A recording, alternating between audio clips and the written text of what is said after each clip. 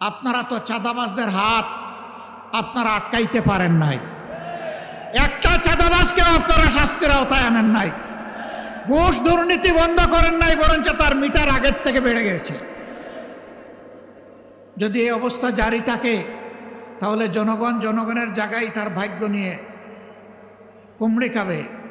আর কিছু দলকানা কিছু মানুষ এবং কিছু গোষ্ঠীর হয়তো ভাগ্যের পরিবর্তন হবে। বাংলাদেশ আর এটা দেখতে চায় না। নারায়ণগঞ্জ একসময় এটাকে প্রাচ্যের ডান্ডি বলা হতো।